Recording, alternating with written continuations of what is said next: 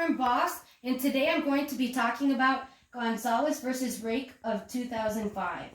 So in this case, California enacted the Compassionate Use Act that allowed medical marijuana to be used by patients with severe illness. Munson and Raich, the respondents, used medical marijuana and grew their own marijuana for personal use without selling or trading. Although it was legal through California's laws, the federal government came in and seized in the plants.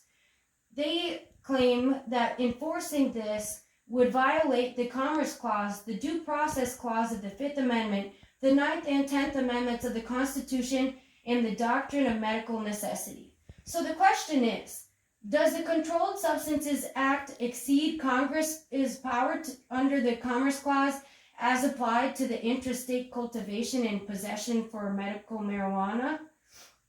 No. In a 6-3 opinion delivered by Justice Stevens, the court held that the Commerce Clause gives Congress authority to prohibit the local cultivation and use of marijuana despite state law to the contrary.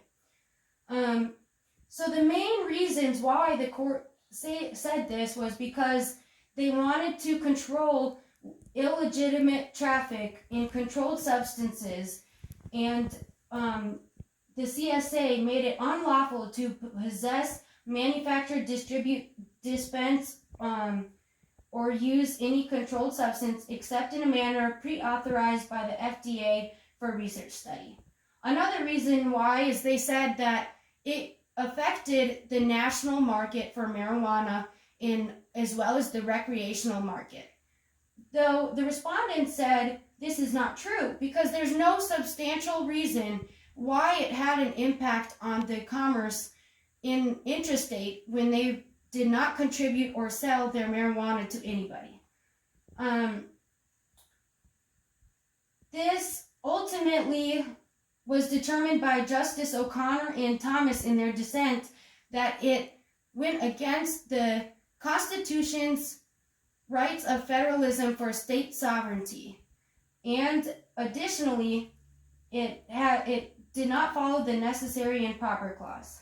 So the significance of this case, in conclusion, is that for one of the very few times in history, conservative justices sided with the respondents on the legalization of illicit drugs because they wanted to make sure that federalism was protected, and this put the states' rights at risk that they could in the future essentially do whatever they want regardless of the states' rights.